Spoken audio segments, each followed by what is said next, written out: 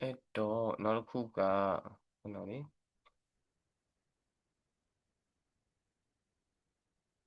อืม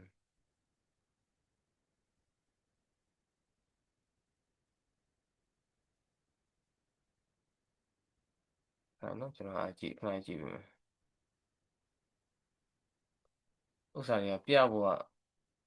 ကဟိုမှာဖြစ်မှာဆိုလို့ကြာ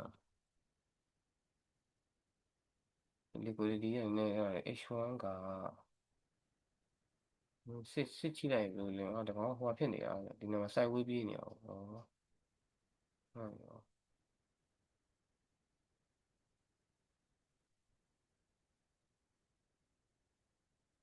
အဲ့တော့ဒီလိုမျိုးပါနော်ဒီမှာဆိုလို့ရှိရင်ကျွန်တော်တောက်လျှောက်ကျွန်တော်ပြမှာနော်โอเคအဲ့တော့ဈေးက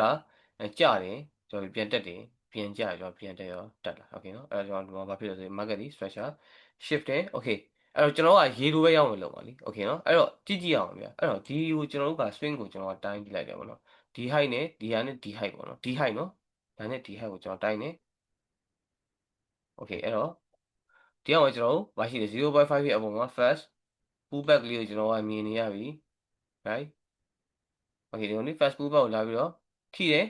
ထိပြီးတော့ကျွန်တော်ဘာဖြစ်လဲဆိုလို့ရှိရင်ဒီမှာရှိရကျွန်တော် consolidation ပေါ့နော်ဒီမှာအပေါ်စီကတက်လိုက်ကြတယ်မှာကျွန်တော်5 minute ကိုဆင်းလိုက်ပို့ပြီးတည်တာလိမ့်မယ်ခဏလေး sorry ပြပါနိုင်နော်ဒီပါအဲ့5 minute ကိုဆင်းလိုက်ကျွန်တော်ပို့ပြီးတော့တည်တာလိမ့်မယ်ပေါ့လေဆိုတော့ဒီကောင်ဒီနေရာမှာကျွန်တော်က consolidation နဲ့လုပ်နေတယ်ဆိုတော့ဒီ consolidation လုပ်နေတယ်ကျွန်တော်က demand zone ပေါ့နော်ဆိုတော့ဒီ demand zone နဲ့ကျွန်တော်ပြန်ပြီးတော့အဲဒီကောင်ကိုထပ်ကြည့်တယ်ဆိုတော့ဒီကောင်ကဒီကိုပြန်ပြီးတော့ကျလာပြီးတော့ကျွန်တော်လက်ရှိအပေါ်ကိုပြန်တက်သွားတယ်ပြန်တက်တဲ့အချိန်မှာကျွန်တော်ဘာဖြစ်လဲ break out structure ကျွန်တော်ထပ်ဖြစ်တယ်ဖြစ်တော့ကျွန်တော်ကဘယ် swing ကဘယ် swing သွားမှာလဲဆိုရင်ဒီကောင်ဒီအောက်ကိုကျတယ်ကျပြီးကျွန်တော်ဘာဖြစ်လဲဒီ body တက်လာတယ် right ဒီမှာကျွန်တော်first pull back ကျွန်တော်လုပ်တယ်အပေါ်ကိုပြန်တက်တယ်ဆိုတော့ကျွန်တော်ကဒီကောင်ကျွန်တော် first pull back ဆိုတော့ဒီမှာကျွန်တော်ကအာ Fibonacci retracement နဲ့ကျွန်တော်ပြန်တိုင်းတယ်ဆိုတော့ဒီကောင်ဒီ0.5ရဲ့အောက်မှာဒီမှာရှိတဲ့ liquidity ရှိနေ right ဒီ liquidity ကဘာလဲကျွန်တော်က equal low equal low ပုံစံပဲဟုတ်တယ်နော် equal low ပုံစံပဲအဲ့တော့ဒီ equal low ကျွန်တော်ပြန်ပြီးတော့ဆင်းတယ်ဆင်းတော့ကျွန်တော်ဘာဖြစ်လဲ sweep တယ်ကျွန်တော်မှာ liquidity sweep လုပ်တယ်ဆိုတော့ဒီကနေပြန်ပြီးလက်ရှိပြန်ပြီးတော့တက်တယ်ပေါ့လေဆိုတော့ဒီလိုပုံစံนี้ကျွန်တော်က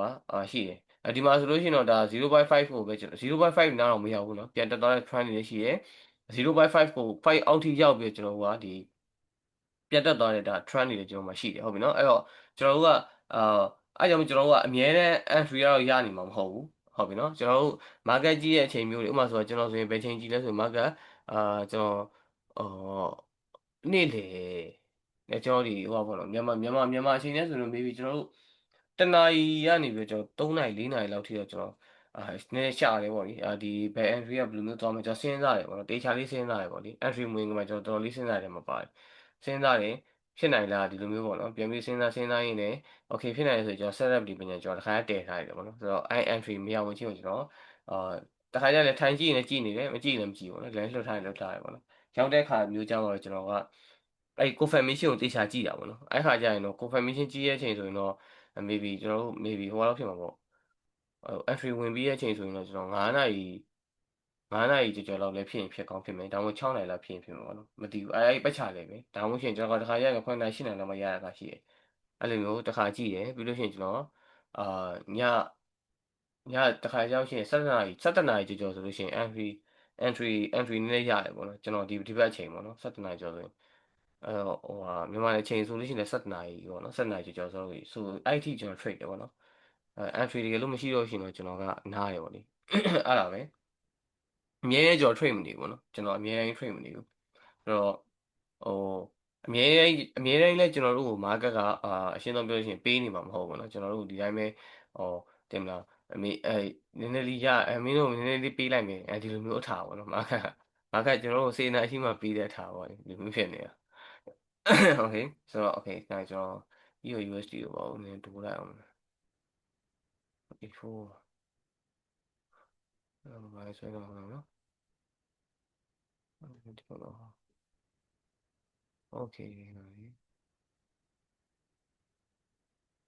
H4 ရဲ့ swing ပါဒီတော့ခဏလေးเนาะဒီမှာဆိုဒါကျွန်တော်မှတ်ထားတဲ့ဟာပေါ့နော်ဆိုတော့ဒါပေမဲ့လေဒါကြီးက အနေများလားဆိုတော့လည်းများတယ်များတော့လည်းများတယ်ဒါပေမဲ့လည်းကျွန်တော်ကချမှာပေါ့နော်ကျွန်တော်ကရောင်းမှာဒီဒါအီးပါနော်အီးပါပြောတာကျွန်တော်လောင်းတန်းအောင်ကျွန်တော်ပြုတ်ဖို့တော့ချောင်းနေအောင်နော်ဆိုတော့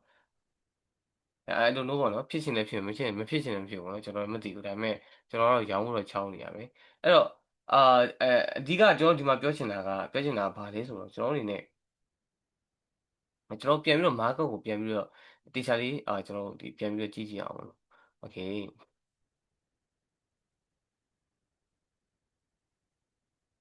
ပေါ့နော်ကျွန်တော်ဒီနေရာမှာ entry ဆောက်လာတယ်မြင်တော့အဲဒါကျွန်တော်ခဏဖြတ်ထားလိုက်တော့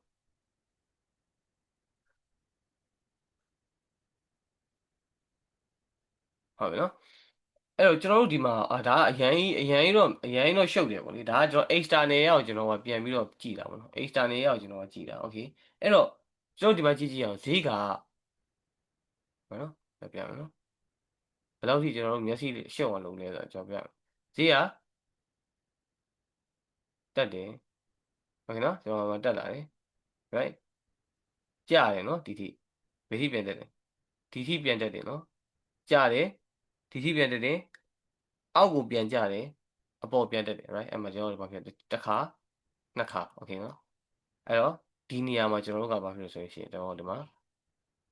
ဒီ swing ပေါ့နော်ကျွန်တော်တို့ဒီ swing ကိုကျွန်တော်ကအားကိုးမယ် okay ဒီ swing အားကိုးတဲ့အချိန်မှာကျွန်တော်တို့ကအဲ့လိုတေချာကြည့်တတ်ဖို့လေပေါ့နော်တစ်ခါကြောက်ရှင်မှာ H1 မှာဆိုဥမာဆိုပြကျွန်တော် internet structure ကိုကျွန်တော်စစ်တာဟုတ်နော်ဈေးကတက်တယ်မဆိုတော့ဗျာဒီကနေကျွန်တော်ကပြန်တက်တယ်ဈေးကတက်တယ်ကျတယ်ပြန်တက်တယ် okay ပြန်တက်ကြတယ်ပြန်တက်တယ် okay ပြန်ကျတယ်ပြန်တက်တယ်ပြန်ကျတယ် market ဒီဘာဖြစ်လဲချိန်ကြောကောင်းရတာဖြစ်တယ်ပြန်တက်တယ်ပြန်ကျတယ်အဲ့တော့ဒီမှာ breakout structure ထပ်ဖြစ်တယ်ဟုတ်ပြီနော်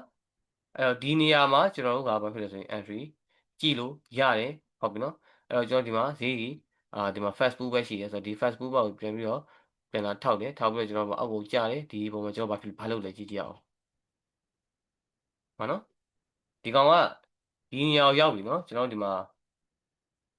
တိုင်းကြည့်အောင်ကျွန်တော်ဒီမှာ Fibonacci retracement နဲ့ဒီထိပေါ့ဗျာဆိုရင်โอเคနော် Facebook ဘက်လေးကိုဒီမှာ0.5ရဲ့အပေါ်မှာဟုတ် right အဲ့တော့ဈေးကအပေါ်ကိုတက်တယ်ကြားတယ်ကြည့်ကြည့်မယ်ကျွန်တော်ဘာဖြစ်လဲဈေးကဒီမှာ accumulation ဘက်အောက်ပေါ်တက်တယ်အောက်ကျလိုက်ပေါ်တက်လိုက် accumulation လုပ်တယ်ပြီးဘာလုပ်လဲ manipulation တွက်လုပ်တယ်โอเคနော်ဘာလို့ stop loss တော့ထိမှာမဟုတ်ဘူးနော်ဘာလို့ဆိုတော့ကျွန်တော်တို့ကတောက်တော့ဒီမှာကျွန်တော်တို့ကဆိုပါစို့ဗျာကျွန်တော်တို့အနေနဲ့ဒါ short လုပ်မယ်ဆိုရင်တော့ကျွန်တော်တို့ကကျိန်းတယ်ပေါ့နော်ဒီကျွန်တော်တို့အနေနဲ့အမှဆိုပါတော့ကျွန်တော်တို့ကဘယ်လိုမျိုးပုံစံမျိုးတွေမှာပဲကျွန်တော်တို့ကအယောင်းဝယ်လုပ်ဖို့စဉ်းစားမှလဲဆိုလို့ရှိရင်မထားပါဈေးကတက်တယ်ကျတယ်ပြန်တက်ပြီးတော့ပြန်ချမှကျွန်တော်တို့ကအယောင်းဝယ်လုပ်မှာပေါ့နော်ဟုတ်နော်ဒါပေမဲ့ကျွန်တော်ကအဲ့လိုမလုပ်ဘူးဘယ်တော့မှအဲ့လိုမလုပ်ဘူးကြားတယ်ဒီမှာကျွန်တော်ဘာလုပ်လဲ consolidation accumulation ထိုင်တယ် accumulation လုပ်တယ် manipulation လုပ်တယ်ပြီးတော့နောက်တစ်ခုကပြန်ဘာလုပ်လဲ distribution ကျွန်တော်ပြန်ပြီးတော့လုပ်တယ်ဟုတ်ပြီနော်အဲ့တော့ကျွန်တော်တို့ကတစ်ခါကြောက်ချင်ကျွန်တော်တို့ဘယ်မှာစောင့်မိမယ်ဆိုလို့ရှိရင်ငါဒီကောင်ကို test suite မှာပဲဒီကောင်ကြီးကငါတို့ကတက်ပြီးတော့ free လုပ်မှာပေါ့နော် sorry ခဏလေးဒီကောင်ကငါကြီးတက်ပြီးတော့ street လုပ်မှာပဲငါတို့ကအဲအယောင်းဝယ်လုပ်တော့မယ်ဗာညာအဲ့မှာစောင့်ရင်တော့ကျွန်တော်ယူမှာပဲကျင်းတည်တယ် okay ဆိုတော့အဲ့တော့ accumulation manipulation distribution right အဲ့တော့ကျွန်တော်ဒီနေရာဘယ်နေရာမှာကျွန်တော်အတိုင်းဖေးတည်ဆင်းရအောင်ဆင်းပြအောင်အတိုင်းဖေးဆင်းလို့ရပါမလို့ဒီဟောရပါပါ15မိနစ်ဟောရပြီနော်တရား accumulation manipulation distribution ဟုတ်နော်ဆိုတော့ဒီလို movement နဲ့ကျွန်တော်သွားတယ်ဒီမှာကျွန်တော်81နဲ့89ကိုရောက်လာတယ်ဟုတ်နော်ဒီ range ရဲ့ okay ဆိုတော့ဒါဒီကျွန်တော်တို့ကအာဒါ Facebook ဘက်ကိုကျွန်တော်အနေနဲ့ဒီမှာရှိတဲ့ကျွန်တော်တို့ entry ပုံစံပေါ့နော်ဒီမှာဆိုကျွန်တော်တို့က equal height တော့ဖြစ်သွားသေးတယ်ပေါ့လေနော် equal height လေးနဲ့ကျွန်တော်အောက်လေးကိုပြန်ပြီးတော့ဈေးကပြန်ကျလာတယ်ပေါ့နော်ဆိုတော့ဒီလိုမျိုးပုံစံကျွန်တော်အများကြီးကြည့်လို့ရဟုတ်နော်ကျွန်တော်တို့အားကြောင့်ပြန်ပြီးတော့ internet structure တွေကျွန်တော်ကပြန်ပြီးတော့စစ်ပြီးတော့ကျွန်တော်ကဘယ်လိုအနေအမျိုးမှာရောင်းဖို့အဓိကဗျာအဓိကအရှင်းဆုံးပြောရှင်းဥပမာကို external နဲ့ internal ကိုတကယ်ကိုကွဲကွဲပြားပြားဟိုမှာကျွန်တော်အခုပြောလို့လေဒါ brother တို့တချို့ဟာတွေနားလဲခြင်းမှာနားလဲနေမှာပေါ့နော်ဆိုတော့နားလဲခြင်းမှာနားလဲဆိုတော့ဥပမာတချို့ဒါ knowledge ရှိရဲ့တော့အရင်ကအခန့်ပေါ့နော်အခြေခံရှိတယ် အရင်ကဒါကျွန်တော်တို့ဒါလေးလာမှုတယ်ဟိုမှာဆိုပါတော့ကို confirmation ယူဖို့ပဲတိုင်ပတ်နေတဲ့လူတွေရှိကောင်းရှိမယ်ဒါမှမဟုတ်လို့ရှိရင်လည်းဒီ market structure ယူဖို့ခက်ခဲနေတဲ့လူတွေရှိမယ်ပေါ့လေ ဆိုတော့ခက်ခဲဘယ်လိုပြောမလဲကျွန်တော်အဲ့လိုမျိုးခါမျိုးကြတော့တိတ်ပြီးတော့မြင်မှာတော့မဟုတ်ဘူးเนาะဒါပေမဲ့ကျွန်တော်ဒီ market ကိုတေချာကော့ကိုပြန်ပြီးတော့တေချာကြည်ရင်းနဲ့ကော့ကိုလုံရင်းနဲ့ပဲဒါကျွန်တော်ကမြင်လာမှာပေါ့လေဆိုတော့ market ကဘယ်လိုမျိုးmove ကိုကျွန်တော်ကသွားချင်တာလဲဟုတ်ကဲ့เนาะဆိုတော့ဟိုကအဲ့ဒါကိုကျွန်တော်အနေနဲ့သိဖို့လိုတယ်အဲ့တော့ကျွန်တော်တို့အဲ့ဒါကိုတီးပြီးတော့မှကျွန်တော်တို့က okay ဒီနေရာကနေကျွန်တော်ပြန်ကြလာတယ်ဒီနေရာကနေကျွန်တော်တို့က H1 မှာဟုတ်ကဲ့เนาะဆိုပါစို့ဗျာကျွန်တော်ကဒီနေရာတစ်ခုခုကနေကျွန်တော်တို့က H1 မှာ market က structure shift လာတယ်ဆိုရင် internet မှာကျွန်တော်ကဘာလုပ်ဖို့စဉ်းစားမှာလဲကျွန်တော်ကငါရေတိုလေးရောင်းဝင်တော့ကောင်းမလားဆိုတဲ့အတွေ့ကျွန်တော်ဝင်နေဗျာဒါကကျင်းတည်ပါတော့ဒါကကျွန်တော်ဝင်ပါပဲဒါကကျွန်တော်ဝင်နေပေါ့နော်ဒီအတွေ့အမြင်နဲ့โอเคနော်โอเคဒီလိုမျိုးပါဗျာဆိုတော့ဟိုသူရောက်တင်ရောက်ထိုက်တဲ့နေရာရောက်တဲ့ခါကျတော့ရှိနေကျွန်တော်ဈေးကပြန်ပြီးတော့ပြန်ဆင်းတာပဲပေါ့လေဟုတ်ပြီနော်အဲ့တော့ဒါကကျွန်တော်တို့ကဒီ trend မှာဆိုလို့ရှိရင်ကျွန်တော်ဒီ trend liquidity ရှိတယ်ဒီမှာဆိုလို့ရှိရင် trend liquidity ပေါ့နော်ဒီကောင်ဒီမှာကျွန်တော်မှာ trend liquidity ဆိုတော့ဒီ trend liquidity ကိုအခုလက်ရှိပြန်ပြီးတော့လာထောက်တယ်ဒီမှာ trend liquidity ပြန်ဖန်တီးရတယ်လားtrend liquidity ထောက်တယ်trend liquidity ပြန်လုပ်တယ်နော် trend liquidity ပြန်လုပ်တယ်ဆိုတော့ဒီကောင်ဘယ်တရားဒီနေ့ကတက်မလားမတက်မလားအဲ့လိုကျွန်တော်မသိဘူးဒီတော့ EUR USD ပေါ့နော်ဒါပေမဲ့နည်းနည်းလေးတော့စဉ်းစားနေရပါလေဘာလို့ကောင်းမလဲပေါ့ကြိုက်လည်းကြာသွားနိုင်တယ်ပေါ့နိအဲ့လိုနော်တီးတော့မတီးဘူးဆိုတော့ဒီလိုမျိုးပေါ့ okay ဒီမှာ trend liquidity ရှိတယ်ဒီမှာ trend liquidity တွားတယ်ဆိုတော့ဈေးကတက်မလားကျမလားဒီလိုမျိုးကျွန်တော်ကတွေးရမှာပေါ့လေဆိုတော့ okay နော်liquidity ရှိရနေကျွန်တော်ကဖောက်မယ်ဆိုတော့ကျွန်တော်ရဲ့နည်းနည်းလေး confidence ပေါ့နော်ဒီ confidence ကြီးရှိသွားတော့ကျွန်တော်တို့ပြန်ပြီးတော့ entry ဘာညာဘယ်ထိကျွန်တော်တို့က TVU မှာလဲဆိုတာကျွန်တော်အနေနဲ့ခံမဲ့လို့ရသွားတာပေါ့လေ okay နော် okay အဲ့တော့ကျွန်တော်နောက်တစ်ခုကဘာလဲဆိုရင်ကျွန်တော်က buy side liquidity နဲ့ sell side liquidity ပေါ့လေဆိုတော့ buy side liquidity နဲ့ sell side liquidity ကတော့အရင်တော့ကျွန်တော်တို့ကထူးဘယ်လိုပြောမလဲကျွန်တော်ကထူးဆန်းဆန်းဟုတ်မနေဘူးကျွန်တော်ကအရင်တော့ရှိပြီးသား previous ဒီ height ဒီprevious ဒီswing low တွေကိုကျွန်တော်ကပြောတာပေါ့နော် buy side liquidity sell side liquidity ဆိုတာခဏနော်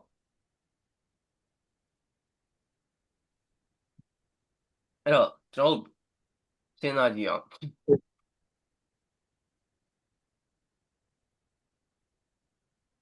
ခဏနော်လိုပေါ့ဗျာဈေးကကြားလိုက်တက်လိုက်တော့လိုလာပါလေ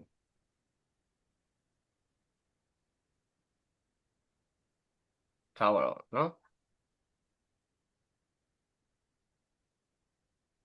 market ကဘာဖြစ်သွားလဲ market ဒီ change of character ဖြစ်သွားတယ်ဟိုကျွန်တော်ဒီညဝယ်တယ်ဆိုပါလို့ဟုတ်ပြီနော်အဲ့တော့ကျွန်တော်တို့ကစဉ်းစားမယ်ဆိုလို့ရှိရင်ကျွန်တော် okay buy side liquidity နဲ့ sell side liquidity ကဘာလဲဆိုလို့ရှိရင်ကျွန်တော်ကအရင်တော့ကဒါဖြစ်ပြီးသား swing height တွေကျွန်တော်က swing low လို့ပြောပါတော့ဥပမာထားပါတော့ဗျာဒီကောင်ဆိုရင်ဒါကျွန်တော်ကဒါ previous ပေါ့နော်ဒီ previous swing ရဲ့ကျွန်တော်ကဘာဖြစ် height ဟုတ်နော်ဒီ height ဒီကျွန်တော်ကဘာလဲ buy side liquidity ဟုတ်နော်ဒါဒီကျွန်တော်ကဘာလဲ buy side liquidity ဟုတ်နော်ဒီကောင်ဒီကျွန်တော်ကဘာလဲ buy side liquidity ဟုတ်ပြီနော် okay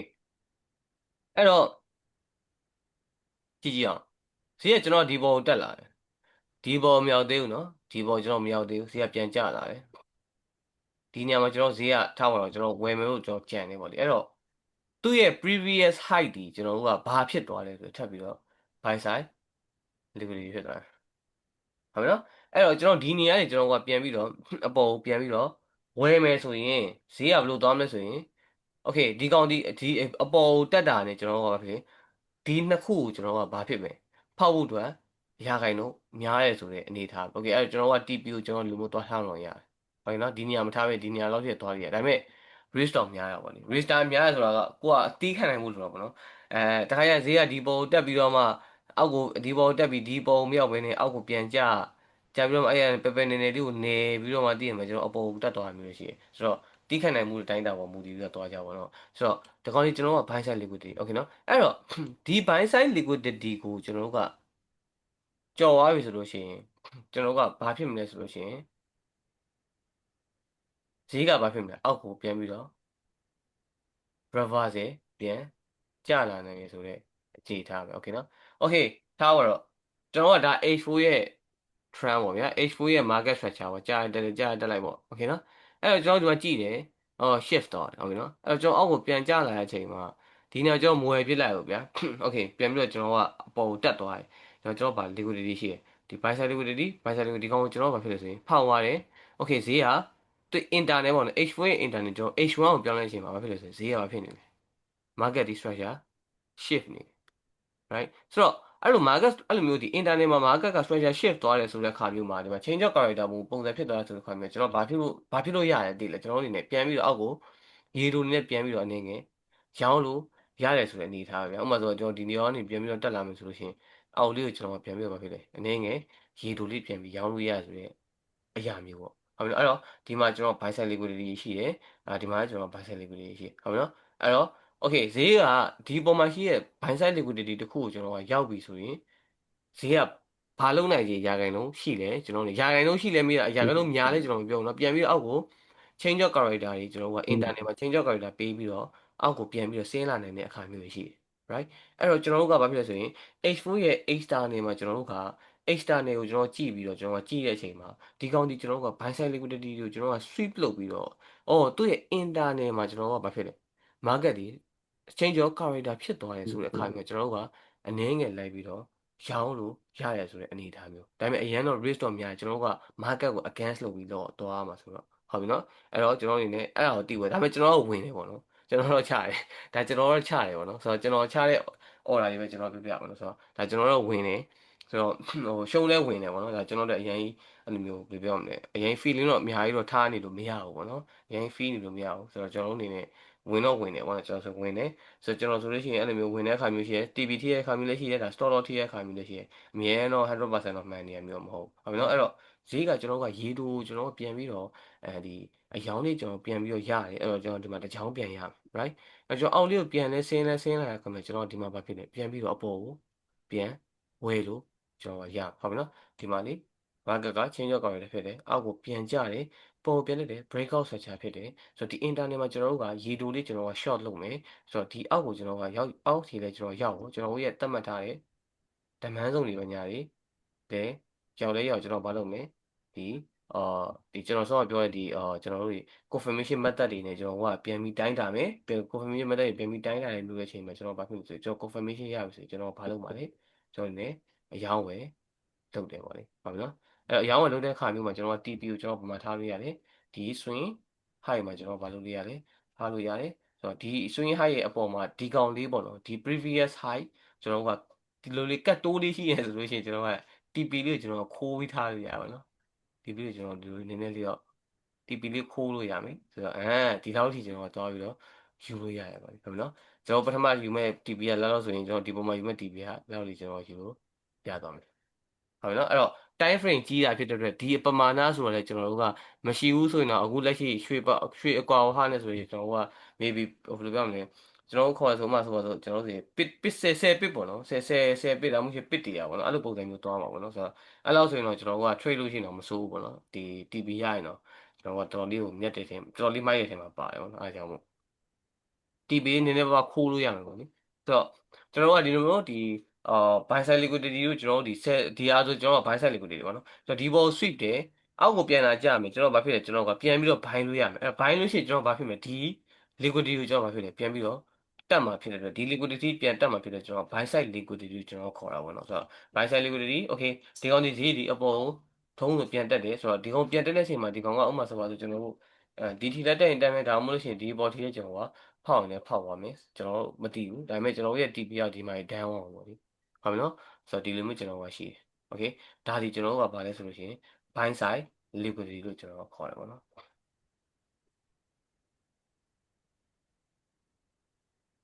ကျူလိုပဲကျွန်တော်ရေးလိုက်မယ်နော် buy side liquidity ပေါ့လေโอเคနော်ဆိုတော့ buy side liquidity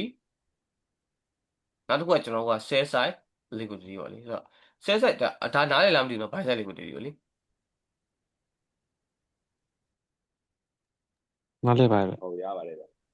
ျဟုတ်ကဲ့ဟုတ်အဲ့တော့နောက်တစ်ခုကကျွန်တော်တို့က sell side liquidity ပေါ့နော်ဆိုတော့ sell side liquidity ကကျွန်တော်တို့ကဒါ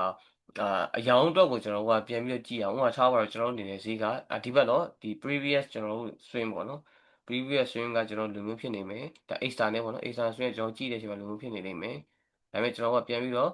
အောက်ကိုဒီ structure ပြန် shift တဲ့အချိန်မှာကျွန်တော်ဘာဖြစ်လဲဆိုရင်ဒီကောင်ဒီကျွန်တော်ဘာဖြစ်သွားပြီလဲကျွန်တော် sell side liquidity ဖြစ်သွားပြီ sell side liquidity sell side liquidity ဟုတ်နော် okay အဲ့တော့ဈေးဒီကျွန်တော်တို့ကဥပမာစထားပါတော့ကျွန်တော်တို့ကဒီ swing ကိုအားကိုးမယ်ဒီမှာကျွန်တော်အနေနဲ့ဒါchange of market ဒီ change of character ဖြစ်သွားတယ်ဆိုတဲ့အနေအထားမျိုးမှာကျွန်တော်တို့ကဒီ swing ကိုအားကိုးမယ်အားကိုးတဲ့ချိန်မျိုးမှာကျွန်တော်ဘာလုပ်မှာလဲကျွန်တော်က Fibonacci retracement ကိုကျွန်တော်တို့ကဘာဖြစ်လဲယူမယ် right retracement ကိုယူတဲ့အချိန်မှာကျွန်တော်ဒီပုံမှာရှိတဲ့ကျွန်တော်ကဘာတွေကိုစဉ်းစားမှာလဲကျွန်တော်အနေနဲ့ demand တွေကိုစဉ်းစားမယ်ဒါမှမဟုတ်ကျွန်တော်ဒီ interest point တွေပေါ့ point on interest ကိုကျွန်တော်ကတွေးမယ်ပြီးလို့ရှိရင်ကျွန်တော် liquidity ကိုကျွန်တော်ကစစ်မယ်liquidity ကျွန်တော်ဘယ်နာရှိလဲစသည်ပေါ့နော်ဥပမာထားပါတော့ဈေးကဒီပေါ်ကျွန်တော်ဥပမာထားပါတော့ဒီတက်လာတယ်ဥပမာဒီကနေကျွန်တော်ကပြန်ပြီးတော့အောက်ကိုရောင်းမယ်ဆိုရင်တော့ကျွန်တော်ကဘယ်ထိကျွန်တော်က TB ထားမှာလဲဒီထိကျွန်တော်ထားမယ်အဲ့တော့ဒီကောင်ဒီကျွန်တော်ဘာဖြစ်မလဲဆိုရင် sell side liquidity ဖြစ်မယ်ဆိုတော့ဒီကောင်ဒီ previous ဒီကောင်ပေါ့နော်ဒီကောင်ဒီဒါဖြစ်ခဲ့ပြီးတော့ဒါ low price ဖြစ်တဲ့အတွက်ဒီကျွန်တော်ကဒါဒီ sell side liquidity အဲ့တော့ဈေးကိုကျွန်တော်ကဒီ sell liquidity ရောဒီ sell liquidity ရောကျွန်တော်ဒီ sell liquidity ရောကျွန်တော်ဘာလုပ်ရဆိုရင်ရောင်းလို့ရတယ်အဲ့တော့ဈေးကကျွန်တော်ဘာဖြစ်မလဲဆိုရင်ဈေးဒီအောက်ကိုကျမယ်ဟုတ်နော်ဒီ sell side liquidity ကိုကျွန်တော်ကလာပြီးတော့ထိမယ်ဒီကောင်ကျွန်တော်မဖောက်နိုင်ဘူးโอเคမဖောက်နိုင်သေးဘူးဒီကောင်ကျွန်တော်မဖောက်နိုင်သေးဘူးဈေးကဘာဖြစ်မလဲ internal ဒါ H4 မှာဆိုရင်ကျွန်တော် H1 ကိုပြောင်းလိုက်ရင်ကျွန်တော်ဘာဖြစ်သူရဲ့ internal မှာ swing ကဘာဖြစ်နေမလဲကျွန်တော်တစ်ချက်သွားကြည့်မယ် internal မှာကျွန်တော်ကလူမျိုးပုံစံလေးဖြစ်ရင်ဖြစ်နေမယ်ဒါမှမဟုတ်လို့ရှိရင်ကျွန်တော်ဆော့ပြောလူမျိုးအာ maybe လူမျိုးလည်းကျွန်တော်ဖြစ်ရင်ဖြစ်မယ်ဟုတ်ပြီနော်I don't know မသိဘူးဒါပေမဲ့အဲ့လိုမျိုးတစ်ခုဖြစ်တဲ့အချိန်မျိုးမှာကျွန်တော်ကပြန်ပြီးတော့ပြန်ကောက်တယ်ပေါ့နော်ဆိုတော့ order ကျွန်တော်ပြန်ကောက်မယ်ကောက်တဲ့အချိန်မှာကျွန်တော်ကဘယ်လောက်ထိကျွန်တော်ပြန်ပြီးတော့အယောင်းဝင်ပြန်လုပ်မလဲဆိုလို့ရှိရင်ဥပမာထားပါတော့ဈေးကလူမျိုးသွားရပေါ့ဗျာအဲ့တော့ဒါ H1 ပေါ့နော်အဲ့တော့ H1 ကိုကျွန်တော်ကပြူပြဲပြီးဆင်းလိုက်ရင်ဒီကောင်ရဲ့ဒါ H1 ရဲ့ flow ပေါ့နော် breakout ဆိုကြဖြစ်တာလေ okay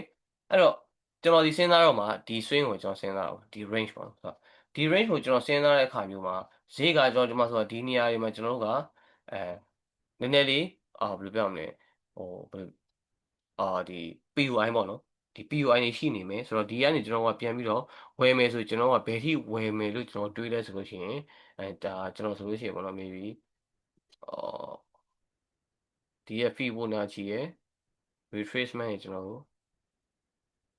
ဒီ0.5ကြီးတော့ကျွန်တော်နည်းနည်းလေးတော့များတော့များလိမ့်မယ်ပေါ့နော်ဒါပေမဲ့လည်းတခါကျတော့ဒီထိလည်းတက်သွားချာခါမျိုးလည်းရှိတယ်ဒါကိုယ့်ရဲ့စိတ်ရှည်ပဲပုံမှန်မူတည်ရပေါ့နော်စိတ်ရှည်ရဲ့ပုံမှန်မူတည်ရပြီးတော့နောက်တစ်ခါရွှေမှာဆိုလို့ရှိရင်တော့ကျွန်တော်ကမြင်ဆန်းဆန်းဝင်မြင်ဆန်းလေးထွက်အဲ့ဒါတော့နည်းအနေကင်းတာပေါ့နော်ရွှေကတော့ဒါရွှေကတော့ရှင်းတယ်ဒီမြင်ဆန်းလေးဝင်ကျွန်တော်မြင်ဆန်းလေးထွက်အလိုမျိုးလေးဆိုရင်တော့ကျွန်တော်ကတော်တော်လေးကိုအဆင်ပြေရပေါ့နော်ရွှေမှာဆိုလို့ရှိရင် okay ဒါဈေးဒီအောက်ကိုပြန်ပြီးတော့ကျလာမယ်ဆိုတော့ဒီနေရာမှာကျွန်တော် confirmation ကျွန်တော်တစ်ချက်ပြန်ကြည့်တယ်ဒါမှမဟုတ်ဈေးကတစ်ခါကျရင်ဘယ်လိုမျိုးဖြစ်တတ်လဲဆိုလို့ရှိရင်ကျွန်တော်ပြောပြမယ်နော်ဟောဆိုတော့ဈေးကဒီထိကျရဗျာတက်တယ် sorry နည်းနည်းလေးရှင်းလိုက်မယ်ခါတွဲပြကြည့်လို့ပေါ့နော်နည်းရှင်းလိုက်မယ် okay ဆိုတော့ဈေးကကျွန်တော်ဘယ်လိုမျိုးလာလဲဆိုလို့ရှိရင်တစ်ခါရောက်ရင်ဒီလိုမျိုး interest တွေကိုကျွန်တော်ကထောက်ပြီးတော့ဈေးကဘာဖြစ်တက်လဲဆိုလို့ရှိရင်ဒီကောင်ဒီနားမှာတော့ consolidation တွေပေးနေတာပေါ့နော်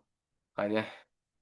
ဒီနောက်မှာဒီမှာကျွန်တော်ကတက်ပြီဆိုကျွန်တော်ကတက်ပျော်သွားပြီဒီမှာဘက်ဒီမှာပြန်ကြလာပုံစံလေးရှင်းပေးနေတယ်ဘာဖြစ်လို့လဲဒီမှာ accumulation လုပ်ပြီးတော့ဒီမှာ manipulation နဲ့ကျွန်တော်က distribution ပြန်ပြီးတော့သွားတဲ့ trend မျိုးလေးရှိတယ်ဆိုတော့ကျွန်တော်ကအဲ့လိုမျိုးလည်းအများကြီးကျွန်တော်ကမြင်ရပါအောင်နော်ဆိုတော့အဲ့ကြောင့်တစ်ခါရောက်ရှင်နည်းနည်းလေ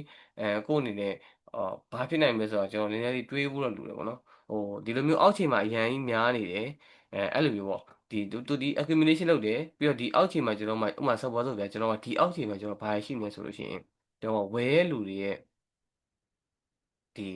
order တွေရှိမှာဗျာဒီနားမှာဆို right ဈေးကတက်ပြီးကြာပြီးတက်တာဟုတ်ဆိုတော့ဒီအောက်ခြေမှာကျွန်တော်ဘာရှိမလဲသူတို့ရဲ့ leak ဟိုပါပေါ့နော်ဒီ stop loss တွေပေါ့ဒီအရှုံးခံပမာဏတွေစသည်ပြီးတော့ဒီအောက်ခြေမှာကျွန်တော်ရှိနေလိုက်ဟုတ်မလားအဲ့တော့ဒီနေရာမှာဝယ်လူတွေကျွန်တော်ဘာဖြစ်လဲ trap လုပ်တယ်ဘာဖြစ်လဲကျွန်တော်ကokay ဒီကောင်ဒီမှာ body နဲ့ပိတ်သွားတယ်ကျွန်တော်ကပျော်လိုက်တာကျွန်တော်ဒီမှာဖြစ်ပြန်ပြီးတော့လိုက်ရောင်းနေဒီကောင်ကဘာဖြစ်လို့လဲပြန်ပြီးတော့ဒါ support ကနေ resistance ပြန်ပြီးတော့ဖြစ်နိုင်တယ်ဆိုတော့ကျွန်တော်လိုက်ပြီးတော့ဖြစ်တယ်ကျွန်တော်ကပြန်ပြီးတော့ လိုက်ပြီးတော့ရောင်းရင်ဒီမှာဈေးကဖြစ်တယ်တက်သွားဟုတ်ပြီနော်ဆိုတော့အများကြီးကျွန်တော်တို့ကအများကြီးတွေ့ရမယ်ကျွန်တော်တို့ဘယ်လိုမျိုး market ကဘယ်လိုမျိုးရိုက်မလဲတော့မသိဘူးပေါ့နော်ဒါကတော့ဒါကျွန်တော်မြင်နေတဲ့အရာမျိုးတွေကျွန်တော်လက်ရှိသုံးနေတဲ့ဒါ confirmation တွေပေါ့နော်ဆိုတော့အော်ရှိကျွန်တော်နောက်တစ်ခုရှိတယ်ကျွန်တော်အများကြီးစိတ်လောတဲ့ထဲမှာမပါဘူးကျွန်တော်အဲ့လို entry ကိုအေးအေးဆေးဆေးကြည့်တယ်ပြီးတော့နောက်တစ်ခုကကျွန်တော်ကအဲ့လို focus မလုပ်ထားတဲ့ entry ဆိုကျွန်တော်မဝင်ဘူးပေါ့နော်အဓိကကျွန်တော်ခေါင်းထဲမှာအမြင်ထဲမှာထားတာကျွန်တော် market ကနောက်နေ့လည်းရှိရမှာနော်ကျွန်တော်တို့ပတ်စံကဒီနေ့ကုန်သွားရင်ကျွန်တော်ကပြန်ထားပါတော့ကျွန်တော်တို့ဒီပတ်စံအရန်အသင့်မရှိဘူးဆိုတော့ဗျာဘယ်လိုပြောမလဲတော်တော်လေးကိုစိုးရင်ရတယ်ဆိုတဲ့အခြေအနေပေါ့နော်တကယ်လို့မှအရန်အသင့်မှညာရှိရဆိုတော့ပြန်ပြီးကြိုးစားရမှာပေါ့လေတင်မအားကြောင့်မို့ကျွန်တော်တို့မကုံသေးတဲ့အချိန်မှာကျွန်တော်တို့ကတင်မကျွန်တော်တို့ဖြည်းဖြည်းချင်းလုပ်ဖို့လိုတယ်ပေါ့နော်ဆိုတော့ဒီမျိုးပေါ့ okay ဟုတ်ပြီအဲ့တော့ကျွန်တော်တို့တွေ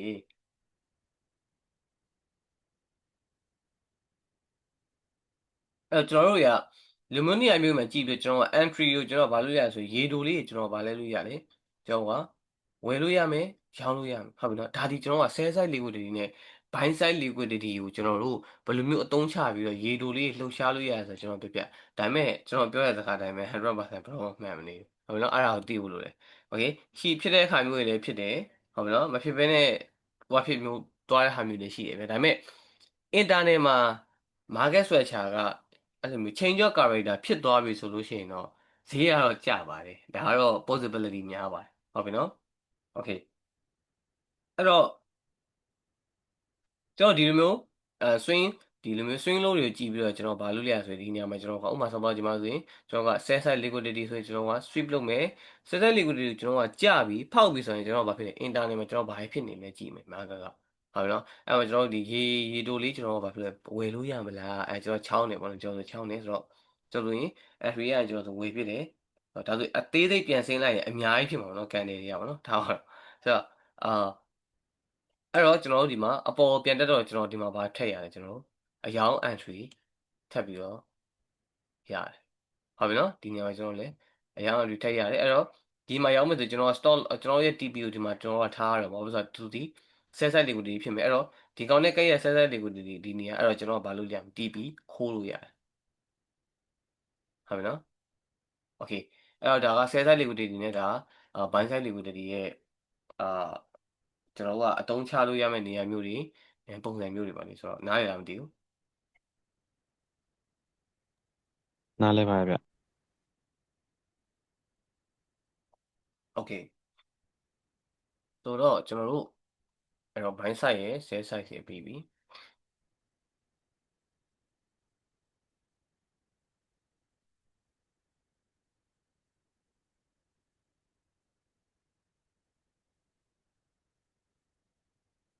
အဲ့တော့ကျွန်တော်တို့အခါနော်ကျွန်တော်လည်းရှင်းလာလိုက် liquidity ထဲမှာကျွန်တော် fast pullback ရယ် Asia ဟဲ့ Asia low ရယ် buy side ရယ် sell side inducement ရယ် trend line ရယ် equal ရ equal low အော်ခါနော်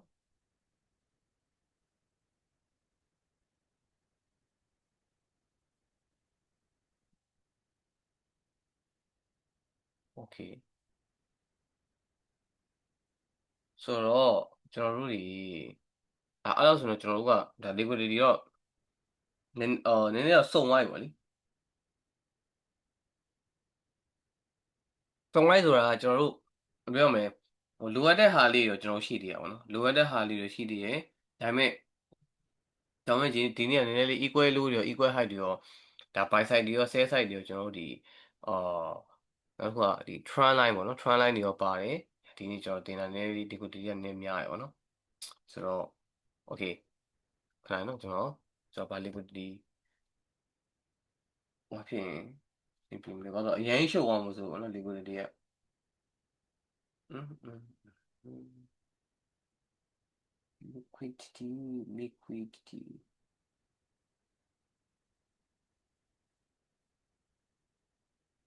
okay အဲ့တော့ liquidity ကိုကျွန်တော်ခဏလေးတန်းလိုက်ဒီမှာခဏနားလိုက်မယ်ဟုတ်ပြီနော် liquidity ကိုကျွန်တော်တင်ပေးဖို့ liquidity ရှိမယ်ရှင်လေကျွန်တော်ခဏလေးကျွန်တော်ရှာလိုက်မယ်ဒါပေမဲ့နေ့ထက်တင်လဲနေ့ထက်ပြီးပြပြရင်လည်းအရင်ရှုပ်သွားမယ်ပေါ့နော်ကျွန်တော်တို့ကကိုယ်တိုင်လည်းလိုက်လို့ကြည့်ဖို့လိုသေးရအောင်ဒါတွေကဟုတ်ပြီနော်ဆိုတော့ဒီလိုမျိုးပေါ့ okay အဲ့တော့ခဏလေးကျွန်တော်ဒီမှာမားကမှာတော့တစ်ခါပြမယ်ဗျာ market မှာတစ်ခါလေးပြရမယ်ဗျာACU ဘာလို့လဲဖြတ်လိုက် market မှာတစ်ခါလေးပြမယ်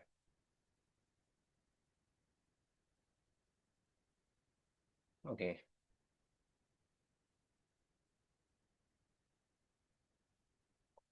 ကြည့်နော်တော့ပြ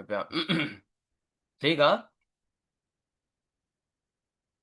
ကျတယ်တက်တယ်ကျတယ်တက်တယ်ကျတယ်တက်တယ်ကျတယ် okay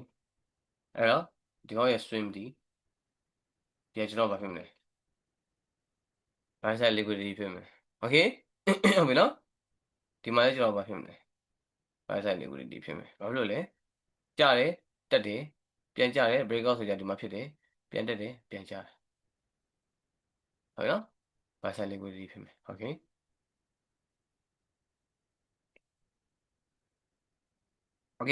အဲ့တော့ဈေးကဒီကောင်ရှိရဲ့ buy side liquidity ကိုထိတယ်ကျွန်တော်တို့ဘာဖြစ်မလဲ H1 မှာ shift လားမ shift လား I don't know ကျွန်တော်မသိဘူးဟုတ်နော်ဒါ shift နိုင်ကြီးလည်းများပါတယ်ဘာဖြစ်လဲ H1 လို့ပါတော့ကျွန်တော်ကြည့်ပြမယ်ဗျာကျွန်တော်ဟိုးဘက်အများကြီးရောက်သွားမှာဗျာအားရရင်ကြည့်အောင်ဝေးပဲကြောက်ကျွန်တော်တစ်ခါရှင်းပြနေတော့နော်အဲ့တော့ဒီဂျာထဲမှာတော့ဒါကျွန်တော်တို့ဒါ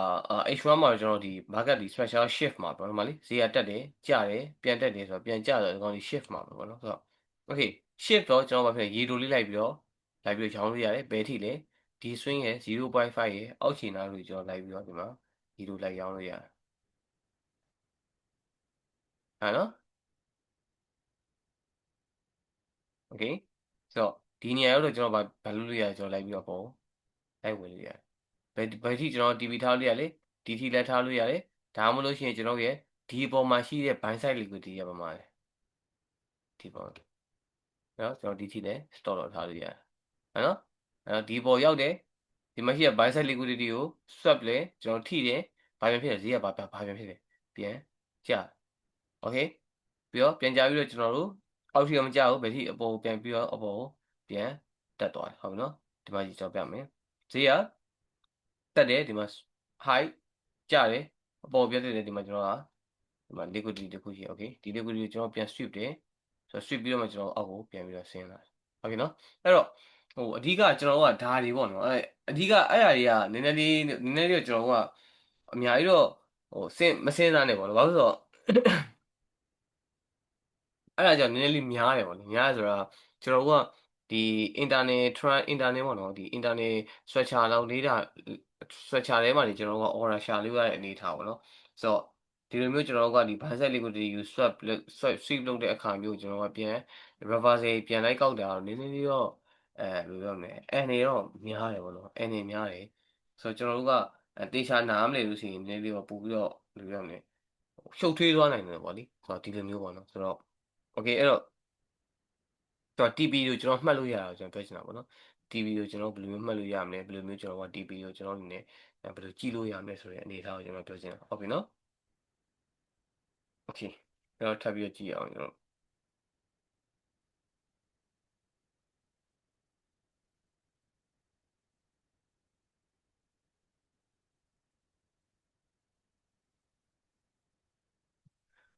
အဲ့တော့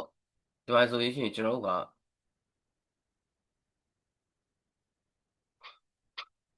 ဒီမှာကျွန်တော်ကဘာလဲကျွန်တော်အနေနဲ့ဒီ pullback တစ်ခုပေါ့နော်ဆိုတော့ထောက်ပါကျွန်တော်အနေနဲ့ဒါဆိုလို့ရှိရင်ဒါ liquidity ပေါ့ဗျာကျွန်တော်အနေနဲ့ပြောရရင်တော့ sell side liquidity လို့ကျွန်တော်ခေါ်လို့ရတယ်ဒါတော့ဒီအပြင်ပေါ့နော်အခြားဟာပေါ့နော်အဲ့တော့ဒီကောင်ဒီကျွန်တော်က sell side liquidity ဟုတ်ပြီနော်အဲ့တော့ကျွန်တော်အနေနဲ့ဒီကောင်ဆိုလို့ရှိရင်ဒါကျွန်တော်က sell side liquidity ပဲဟုတ်ပြီနော်ဒီကောင်လေးကျွန်တော်ကဗာလဲ sell side liquidity ပဲ right အဲ့တော့ဒီမှာကျွန်တော်ကဒါဆိုရင်ကျွန်တော်ဒီ data အရှိန်ကြီးပေါ့နော်ဒီမှာ data အရှိန်နဲ့ကြာတယ်ဆိုကျွန်တော်ထင်တော့တောက်လျှောက်ကြာတယ်ထက်ကြတယ်ဒီနေရာထဲမှာကျွန်တော်ထပ်လုပ်တယ်ပြန်ကြတယ်အဲ့တော့ကျွန်တော်ကဒီ sell size ဘယ်လိုပြောမလဲ sell size liquidity ကိုကျွန်တော်တို့ကလိုက်ပြီးတော့ဒီမှာဆိုပြီးတော့ swing ဆုံးနေတာဒီမှာပေါ့နော်ထားပါတော့ဒါကိုနည်းဖြတ်လိုက်မယ်ဒီတော့ swing ဆုံးပေါ့နော်ဆိုတော့တက်တယ်ကြတယ်ပြန်တက်တယ်ပြန်ကြတယ် okay အဲ့တော့ဒီမှာကျွန်တော်တို့က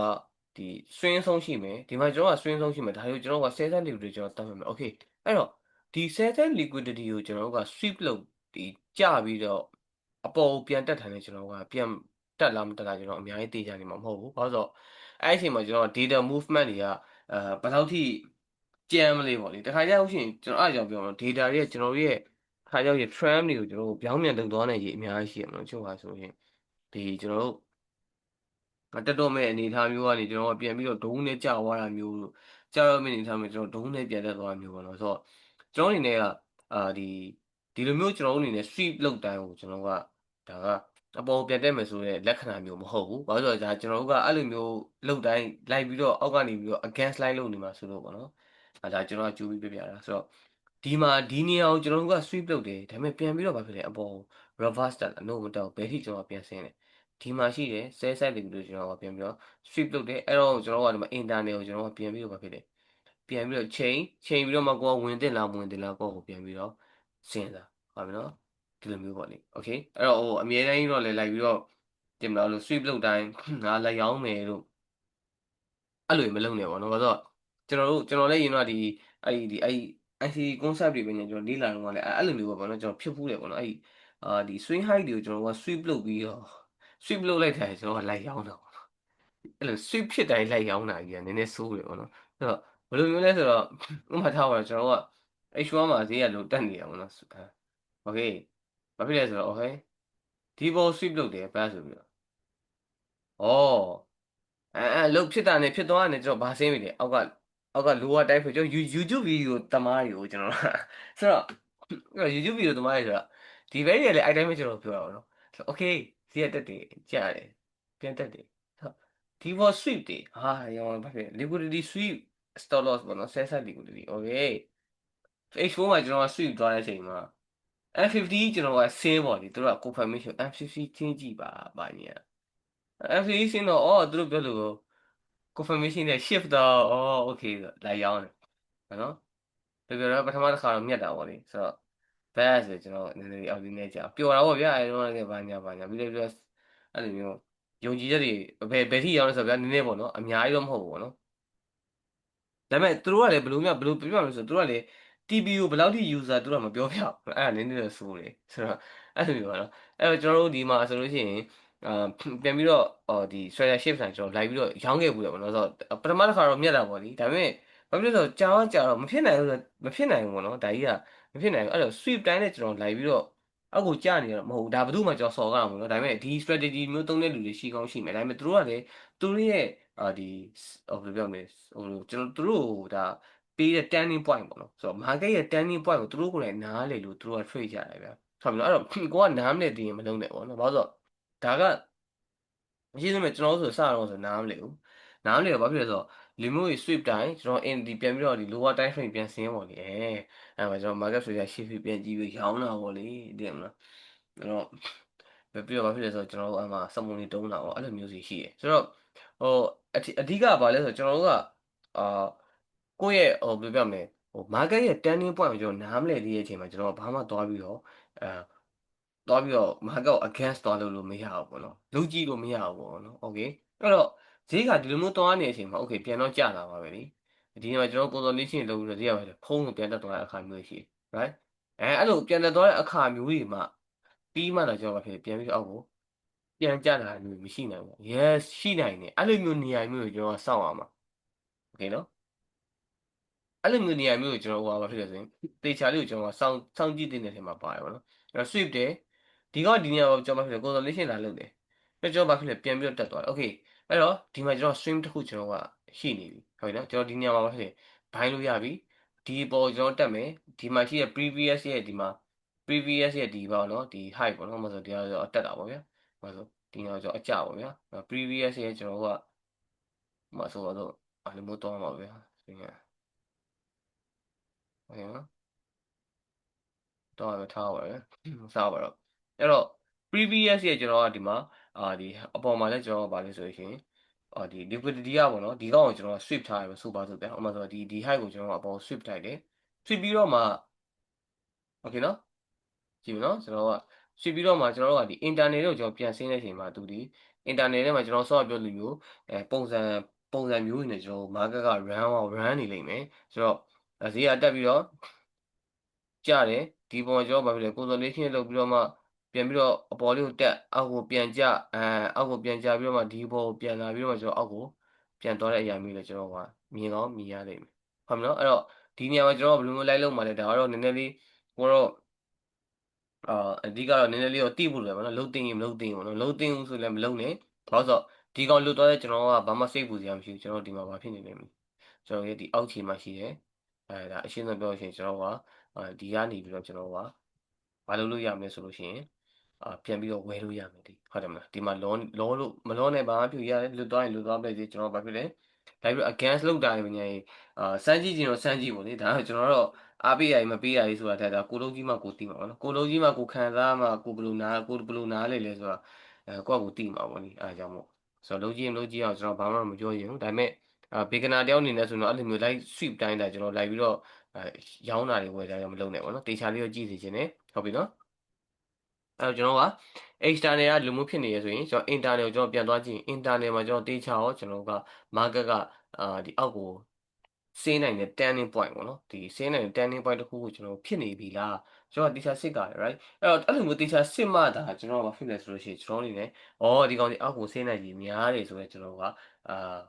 possible possibility ပေါ့နော်ပါတီကျွန်တော်ရာခိုင်နှုန်းများရဆိုတဲ့အရာကိုကျွန်တော်အနေနဲ့မိတယ်အဲ့ဒါမှကျွန်တော်လိုက်ပြီးတော့ရေတိုလေးလိုက်ပြီးတော့ရောင်းလိုက်ရှိတယ်ဟုတ်နော်အဲ့တော့တကယ်လို့ဒီနေရာကိုကနားမလဲဆိုတော့ဘာမှလိုက်ပြီးလုပ်စရာမလိုဘူးโอเคအဲ့တော့ဒီလိုမျိုးနေရာမျိုးဟိုဆိုပဲ brother ကို trade တဲ့ခိုင်မျိုးရတယ်တွေ့မိမှာပေါ့နော်တွေ့လာလိမ့်မယ်ဆိုတော့တွေ့မိမှာပဲ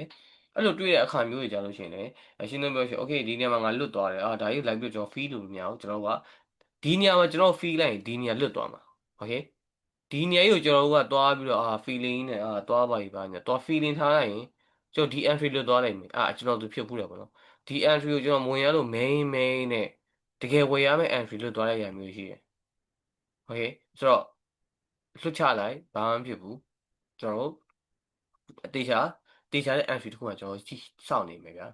ဒါမလို့အဲ့တော့ဈေးရတကယ်ဒီနေရာရောက်တဲ့အခါမျိုးတွေပါညာကိုဒီဝယ်ရမယ်ဆိုတဲ့အခါမျိုးတွေမှာဟိုပြန် confirmation တန်းနေဘွားကိုတေချာပြန်ကြည့်အခါကျကျွန်တော်ဘာဖြစ်လဲတေချာလေးဝယ်လိုက်ပေါ့ဟုတ်ပြီနော်အဲ့ဆိုတော့ပို့ပြီးတော့ကျွန်တော်ဘာဖြစ်လဲလုံခြုံသွားပြီလေဒီနေရာမှာရောက်မှလည်းစားရဗျာဒီနေရာမှာဝယ်တာပုံမလုံခြုံဘူးလားကျွန်တော်ပြောချင်တော့ဗောဗျာ right အဲ့တော့ဒီလိုမျိုးကျွန်တော်ကအများကြီးစဉ်းစားလို့ရပါတယ်โอเคနော်ဆိုတော့နားရလားမသိဘူးကျွန်တော်ပြောတာလေဟုတ်နားလဲပါတယ်ဗျဟုတ်ကဲ့ဟုတ်ခိုင်းနော်ရေလေးတော့ထည့်တာရေလေးတောက်ချင်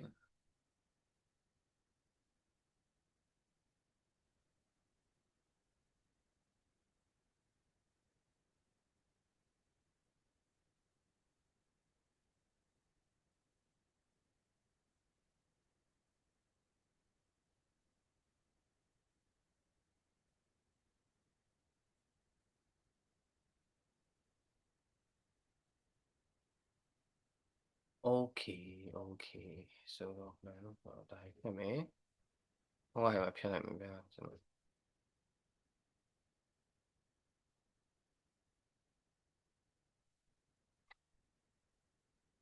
အော်ဟုတ်ပြီနော်liquidity မှာကျွန်တော်တို့ကနည်းငယ်တော့ကျွန်တော်စုံသွားပြီတော့ကျန်တိုင်းတင်လို့ဖြစ်ကျွန်တော်လည်းနည်းလေးပါဖြစ်မှာဆိုရင်ကျွန်တော်ဒီထဲမှာကျွန်တော်ရှင်းပြတဲ့အထဲမှာလေအဲ့လိုအစအဆုံးထဲမှာလေနားမလည်တာရှိလာပြီကျွန်တော်မေးနည်းနည်းလေးမေးပါဦးနော်ဘာလို့ဟိုကိုဘာသိကျင်လဲပေါ့လေကျွန်တော်တို့အာဘာသိကျင်လဲတစ်ချက်လောက်ပေါ့နော်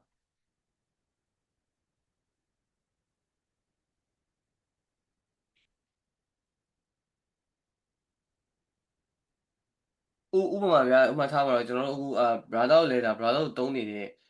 maybe strategy ရှိမှာပေါ့လေရှိကောင်းရှိမယ်ဟုတ်တယ်နော်ဒါကျွန်တော်တို့တချို့နေရာတွေလိုအပ်လို့ကျွန်တော်တို့လာပြီးတော့ဒီကိုရနိုင်မလားဆိုပြီးတော့လာပြီးတော့တက်လူတွေလည်းပါကောင်းပါမယ်အဲ့တော့ကျွန်တော်တို့ဒီဘယ်လိုပြောမလဲအရင်တော့ကအော်ကိုအခုပေါ့နော်ဘာကိုလိုအပ်နေရလို့ထင်တယ်ပေါ့နော်တကယ်ကျွန်တော်လည်းဒါအမေးလို့ရတယ်ကျွန်တော်သိတော့ကျွန်တော်သိတော့ကျွန်တော်ပြန်ဖြေပေးမယ်ပေါ့လေကျွန်တော်မသိတဲ့ဟာတွေတော့ကျွန်တော်ဖြေမှာတော့မဟုတ်ဘူးပေါ့နော်ဘာလို့ဆိုတော့ကျွန်တော်မသိဟာတွေတော့ကျွန်တော်လည်းမဖြေတတ်ဘူးပေါ့လေအဲဒါကြောင့်မို့ကျွန်တော်သိတော့ကျွန်တော်ဖြေမယ်ပေါ့အဲဒါကြောင့်မို့ဘောနော်ဒီအမေးဖြေပေါ့ဆိုတော့ကျွန်တော်ကစာရေးပဲတင်နေရဆိုတော့လေအဲဒါကြောင့်မို့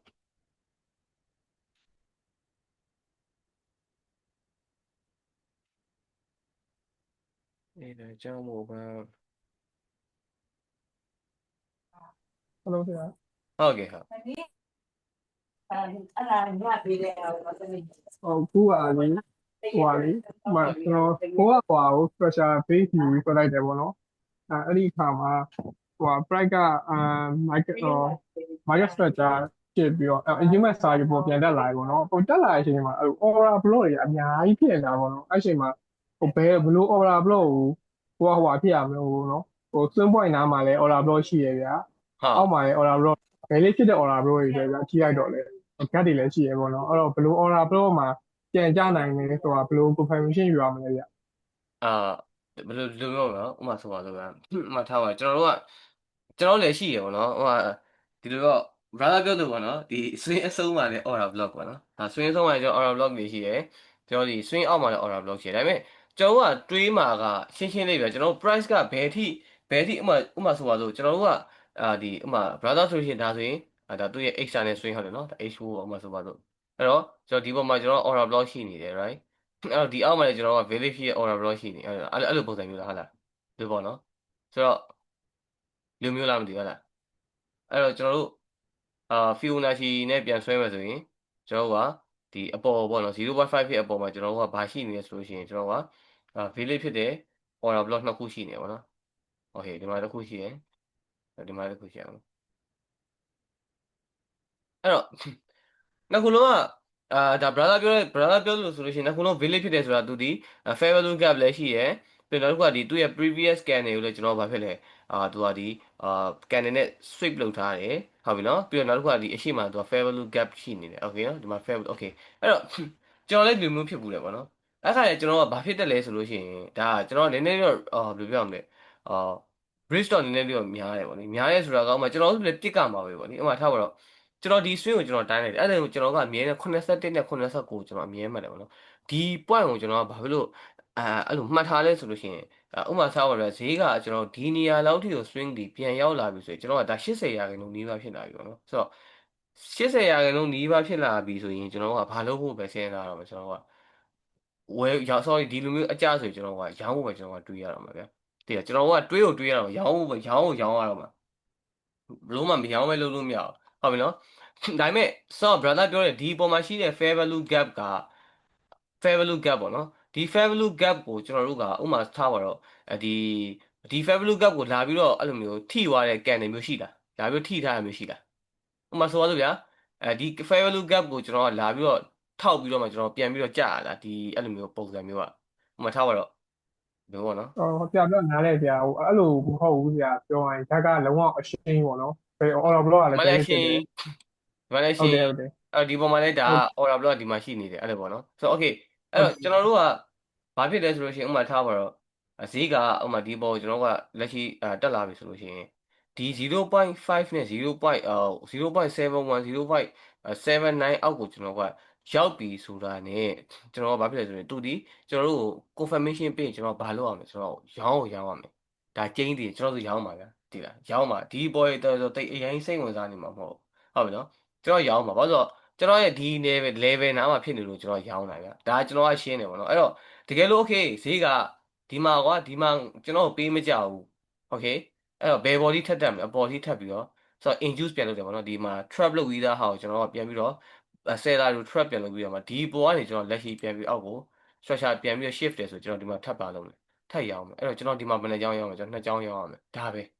့တော့ brother အနေနဲ့ risk တော့ယူရမှာပေါ့လေလို့ပါတော့အဲ့တော့ brother ဒီနေရာမှာမရောင်းဘူးကျွန်တော်ကြောက်လို့ okay ဒီနေရာမှာကျွန်တော်ကရောင်းမယ်ဆိုဒီနေရာကျသွားရင်ကျွန်တော်ဘယ်လိုလုပ်ကြမလဲဟုတ်တယ်မလားမကြနိုင်ဘူးပြောလို့မရဘူးလीဒါရှင်းတယ်ဘာလို့ကျွန်တော်ပြောရင်ရှင်းရှင်းလေး gap တိုင်းကျွန်တော်က gap တိုင်းကိုကျွန်တော်ကလိုက်ပြီးတော့ fail မှာမဟုတ်ဘူးโอเค gap တိုင်းကိုကျွန်တော် like fail ဥပမာထားပါဗျာ gap ဆိုတာဘယ်ချိန် fail လို့ရတယ်ဗျာဒီဥပမာထားပါဒီလိုမျိုး gap တွေကအရန်ဝေးသွားတယ်လိုမျိုးဗျာဒီမှာ fair value gap ပေါ်တယ်ဒီမှာ fair value gap ဒီမှာကျွန်တော်တို့ကဒီ order block ရှိတယ်ဒီမှာကျွန်တော်တို့ကလည်းကျွန်တော်တို့ကဒီမှာပါလဲဆိုရင်ဒီ order block ပေါ့နော် order block ကျွန်တော်ကတခုကျွန်တော်မြင်ရှိနေဆိုလို့ရှိရင်ဒီပေါ်ကျွန်တော်ကရောက်ပြီဆိုတာ ਨੇ ဒီကောင်ကြီးကျွန်တော်တို့ကပြန်ပြီးတော့လာပြီးတော့ထိချင်မှလည်းထိမယ်လာပြီးတော့လည်း ဖေးချင်မှလည်းဖေးမယ်ဒါမှမဟုတ်လို့ရှိရင်ဈေးကဖုံးဆိုပြီးတော့ဟိုးအောက်ထိကိုကြာပြီးတော့မှ